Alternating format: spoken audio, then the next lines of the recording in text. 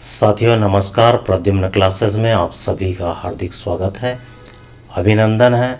साथियों आज का जो विषय है वो है ज्ञान की बुद्धिवादी और अनुभववादी परंपरा, rationalist and empiricist tradition of knowledge. तो साथियों आप सभी जानते हैं, जब भी हम ज्ञान के बारे में चर्चा करते हैं, बातचीत करते हैं, तो बहुत सारे प्रश्न हमारे मन में उठते हैं। उसी प्रकार बहुत सारी समस्याएं भी आती हैं, जिज्ञासा उत्पन्न होती है और हम ज्ञान के बारे में पता लगाते हैं या जानने की कोशिश करते हैं। तो इसी परिप्रेक्ष्य में दो धाराएं या कहना चाहिए विचारधाराएं यहाँ पर बतलाई गई हैं, जिसमें से प्रथम विचारधारा है वो है बुद्धिवादी परंपरा और दूसरी विचारधारा है वो है अनुभववादी परंपरा। तो इन दोनों परंपराओं के बारे में जो दार्शनिक हैं उन्होंने अपने अभिमत व्यक्त किए हैं और आइए हम समझते हैं कि इन दोनों धाराओं में या चिंतन धाराओं में क्या प्रमुख अंतर है या किस प्रकार की समानताएं हैं या असमानताएं हैं, उनको जानने की कोशिश करते हैं। तो सबसे पहले हम यहाँ पर ये देखें कि बुद्धिवादी जो परंपरा है, रैशनलिस्ट है, उसके संबंध में क्या कहा गया है। तो जो दार्शनिक है उनका ये कहना है कि यह ज्ञान मीमांसी दृष्टिकोण है। ज्ञान मीमांसी शब्द को हमने पहले के वीडियो में बहुत ही विस्तार पूर्वक आप लोगों को समझाया है। अर्थात ज्ञान किसी भी तथ्य का या विचार का हम क्या करते हैं, बहुत ही गहन अध्ययन करते हैं और किसी निष्कर्ष पर पहुंचते हैं, सत्यता और असत्यता का पता लगाते हैं या हम उसमें विशेष विश्वास रखते हैं। तो ज्ञान मीमांसी दृष्टिकोण है। उसी प्रकार रैशनलिस्ट का यह कहना है कि किसी भी घटना का कारण ज्ञान का प्रमुख स्रोत है। आप सभी जानते हैं कि जो घटनाएं घटती हैं उसका किसी न कहीं हम कहें कि कारणों से संबंध होता है या रीज़न होते हैं, और उन रीज़न के बारे में चिंतन करना या फिर सत्यता का पता लगाना ही ज्ञान का प्रमुख स्रोत है। तर्कवाद का पक्षधर है। जो रैशनलिस्ट हैं वो तर्कवादी होते हैं, अर्थात किसी भी विचार पर तर्क करते हैं और एक निश्चित निष्कर्ष पर पहुंचने का प्रयास करते हैं और उसकी सत्यता का पता लगाते हैं। ज्ञान जन्मजात होता है। इनका यह कहना है कि जो ज्ञान होता है वो जन्मजात होता है, यानी जब से मनुष्य जन्म लिया रहता है ज्ञान उसमें ऑलरेडी होता है। तो बुद्धि जो कि आंतरिक शक्ति है, सत्य को ग्रहण करती है। यह इनका कहना है कि यह बुद्धि के द्वारा ग्रहण किया जाता है। तो बुद्धि की सीमा ही ज्ञान की सीमा है। उनका यह कहना है कि जो बुद्धि की सीमा है वही ज्ञान की सीमा है, यानी हमारा जितना हम विचार कर सकते हैं, असीमित विचारों की सत्यता के बारे में पता लगा सकते हैं, तो वह ज्ञान की सीमा है। आइए हम अनुभववादी एम्प्रेसिस्ट जो दार्शनिक हैं उनका क्या अभिमत है यहाँ पर जानने का प्रयास करें। तो दार्शनिक दृष्टिकोण है। साथियों दर्शन शास्त्र के अंतर्गत हम ज्ञान का अध्ययन करते हैं। दार्शनिक दृष्टिकोण का तात्पर्य यहाँ पर यह है कि यह एक प्रकार की विचारधारा है या दर्शन है, और उनका ये कहना है कि इंद्रियानुभव ज्ञान का प्रमुख स्रोत है। इनका इंद्रिय जनित जो ज्ञान है उन पर विश्वास है और यह इंद्रियों को ही यह मुख्य स्रोत माना गया है जो कि ज्ञान हमें ग्रहण करते हैं या फिर हम ज्ञान को प्राप्त करते हैं। वैज्ञानिक व प्रत्यक्ष ज्ञान है। इस प्रकार का जो इंद्रिय जनित अनुभव है वह वैज्ञानिक है तथा प्रत्यक्ष ज्ञान है, जिसका परीक्षण किया जा सकता है, जिसका सत्यता का पता लगाया जा सकता है। जन्मजात ना होकर के अनुभवजन्य है। यह जन्मजात नहीं होता, जबकि इंद्रियों द्वारा जैसे ही ग्रहण किया जाता है तो वह इस प्रकार से अनुभवजन्य होता है। यह बुद्धि से स्वतंत्र है। इसमें बुद्धि का किसी प्रकार का लेना देना नहीं है, बल्कि वह बुद्धि से स्वतंत्र है। वस्तुओं की संकल्पनाएं इंद्रियों द्वारा अर्जित होती हैं। संकल्पनाएं कहें या प्रत्यय कहें या अवधारणाएं कहें, यह वस्तुओं की कहना चाहिए जो अवधारणाएं हैं वो इंद्रियों के द्वारा ग्रहण की जाती हैं और उन्हीं अनुभवों को हम ज्ञान कहते हैं। तो आइए और भी देखें कि इनके बारे में जो बुद्धिवादी हैं और अनुभववादी हैं उनका क्या कहना है। तो जो बुद्धिवादी दार्शनिक हैं उनमें जो नाम यहाँ पर दिए गए हैं उनमें सबसे पहले जो नाम है वो पाइथागोरस का है, उसके बाद प्लेटो हैं, अरस्तु हैं, रेने देकार्त हैं, बारूक स्पिनोज़ा हैं और गॉटफ्राइड लिबनिज हैं। तो ये सभी जो दार्शनिक हैं वो सब बुद्धिवादी परंपरा के अंतर्गत है या इनकी जो विचारधाराएं हैं वो बुद्धिवादी से संबंधित है। उसी प्रकार अनुभववादी जो दार्शनिक हैं उनमें से जो प्रथम है वो डेविड ह्यूम है, जॉर्ज बर्कले हैं और जॉन लॉक हैं। इन्होंने अनुभववाद को कहना चाहिए या उनके पक्षधर हैं। फिर हम आते हैं कि इन जो दार्शनिक हैं उनका अभिमत क्या है या उनकी विचारधाराएं क्या है या उन्होंने क्या कहा है। तो सबसे पहले हम पाइथागोरस के बारे में बताना चाहेंगे जो कि बुद्धिवादी हैं। उन्होंने कहा कि ज्ञान पहले से ही है, या हम पहले से ही कहते आ रहे हैं कि ज्ञान जन्मजात होता है, तर्क ज्ञान का स्रोत है। यह भी हमने पहले आप सभी को बताया है। तर्कों के विश्लेषण से आलोचनात्मक सोच के फलस्वरूप अंतर्ज्ञान से ज्ञान की प्राप्ति होती है। एक तो हम विश्लेषण करते हैं तर्कों का और आलोचनात्मक अध्ययन करते हैं और अंतर्ज्ञान से भी हम प्राप्त करते हैं, तो ये ज्ञान की प्राप्ति होती है। उसी प्रकार हम देखें कि जो डेविड ह्यूम है उनका क्या कहना है। डेविड ह्यूम है वो अनुभववादी हैं। उनका यह कहना है कि अनुभव वास्तविक होता है। ठीक है, तो यहाँ पर जॉर्ज बर्कले हैं वो भी अनुभववादी हैं। उनका ये कहना है कि अमूर्त प्रत्यय या अस्तित्व नहीं है, यानी अमूर्त प्रत्यय का अस्तित्व नहीं है। कोई भी चीज़ें हैं जो विचारधाराओं में हैं, विचार हैं या अमूर्त हैं, उनका अस्तित्व नहीं है, बल्कि यह अनुभवों को व्यक्त करने वाला एक शब्द है।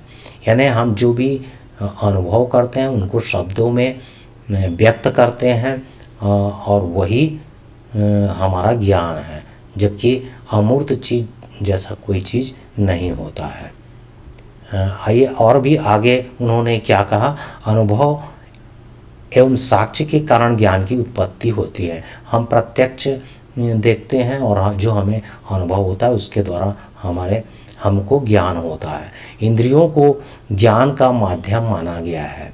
बाहरी जगत में उपलब्ध समस्त वस्तुएं मानसिक है जो ज्ञाता से स्वतंत्र नहीं है। इसका तात्पर्य यह है कि जितनी भी वस्तुएं हैं वो सभी मानसिक है, जिनको शब्द के रूप में व्यक्त किया गया है और उन शब्दों का जो ज्ञान होता है वह ज्ञाता की उपस्थिति में होता है। यदि ज्ञाता नहीं होंगे तो ज्ञान नहीं होगा।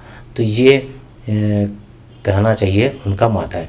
आगे उन्होंने यह कहा कि यह प्रत्यक्ष ज्ञान व वैज्ञानिक ज्ञान है और यह पहले से मन में विद्यमान नहीं होता। तो जो प्रत्यय है वो पहले से उपस्थित नहीं होता, जैसा कि बुद्धिवादी लोगों का कहना है कि जो ज्ञान होता है जन्मजात होता है। तो इनका ये कहना है अनुभववादी का कि यह पहले से उपस्थित नहीं होता है, अनुभव के कारण हमें ज्ञान होता है। आइए बुद्धिवादी जो दार्शनिकों में से एक हैं जो अरस्तु हैं उनके विचारधाराओं के बारे में जानने का प्रयास करते हैं। उन्होंने एक शब्द दिया सिलोगिज्म यह का सिद्धांत दिया। उसके अनुसार जो कथन होते हैं या प्रस्ताव होते हैं और उनके आधार पर हम किसी निष्कर्ष पर पहुंचते हैं, उन्हें उन पर दावा करते हैं और सत्यता की जांच करते हैं, ये उन्होंने कहा। और उसी प्रकार हम आते हैं रेने देकार्त के संबंध में। गणितीय सत्यता व विज्ञान की ज्ञान मीमांसा एवं आध्यात्मिक नींव के तर्क से प्राप्त होता है। यानी इनका भी वही कहना है कि जो गणित का जिस प्रकार से हमें ज्ञान प्राप्त होता है या विज्ञान का ज्ञान प्राप्त होता है, हम विवेचना के द्वारा सत्यता का पता लगाते हैं, चिंतन के द्वारा पता लगाते हैं, शुद्ध बुद्धि से पता लगाते हैं। तो इस प्रकार यह संदेह आधारित होता है। जब तक हम संदेह नहीं करेंगे हम ज्ञान की खोज नहीं कर पाएंगे। ये इनका कहना है देकार्त जी का। यानी किसी भी वस्तु पर संदेह करना चाहिए और खोज करके उनकी सत्यता का पता लगाना चाहिए।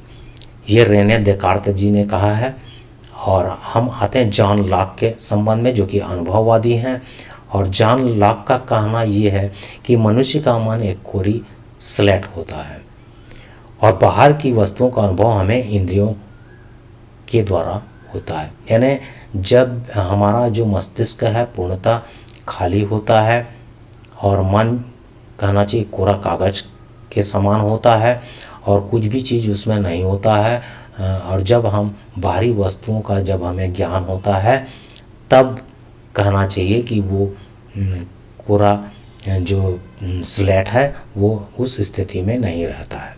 तो कहने का मतलब है कि जो ज्ञान है वो हमें इंद्रियों के द्वारा प्राप्त होता है। जॉन लॉक ने आगे भी कहा है कि वस्तुओं के प्रत्ययों का इंद्रियों द्वारा होता है। जो वस्तुओं के प्रत्ययों का जो अर्जन होता है वह इंद्रियों के द्वारा होता है। यानी संकल्पनाएं और अवधारणाएं इंद्रियों के द्वारा बनती। इंद्रिय अनुभव से प्रत्यक्ष अवधारणाएं बनती और ज्ञान प्राप्त होता है। जॉन लॉक के अनुसार ज्ञान प्राप्ति के दो मार्ग हैं।